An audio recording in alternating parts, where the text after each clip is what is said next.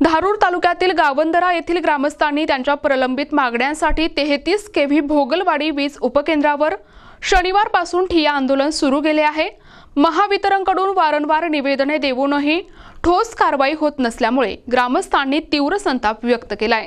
ग्रामस्थांच्या म्हणण्यानुसार त्यांच्या गावातील सुमारे 60 ते 70% वीज पुरवठा खंडित झालाय आणि अनेक ठिकाणी रोहित्र जळालेल्या अवस्थेत आहेत। यापूर्वीही अनेकदा ग्रामस्थांनी स्वतःच्या खिशातून खर्च करून ट्रान्सफॉर्मर दुरुस्त केलेत, मात्र यासाठी महावितरणकडून कोणतीही परवानगी किंवा सहकार्य मिळत नसल्याचा आरोप त्यांनी केलाय।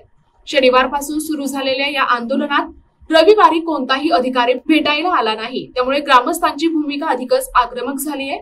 इंजिनियर विकास जोगदंड यांच्याशी संपर्क साधला असता समाधानकारक उत्तर मिळाले नाही, त्यामुळे नागरिकांमधील असंतोष आणखीच वाढला आहे।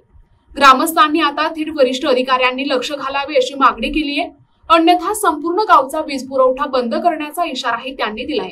आमच्या समस्या वारंवार सांगूनही दुर्लक्ष केले जात आहे। आता याशिवाय आमच्याकडे दुसरा पर्याय नाही। जर अधिकारी वेळेत आले नाहीत तर आम्ही आंदोलन तीव्र करू, असे गावंदरा येथील नागरिकांनी सांगितले आहे। महावितरणने या समस्येची तात्काळ दखल घेऊन गावातील वीज पुरवठा पूर्ववत करावा अशी मागणी संपूर्ण गावकऱ्यांनी केली आहे। NTV news Marathi, Dharur, Beed.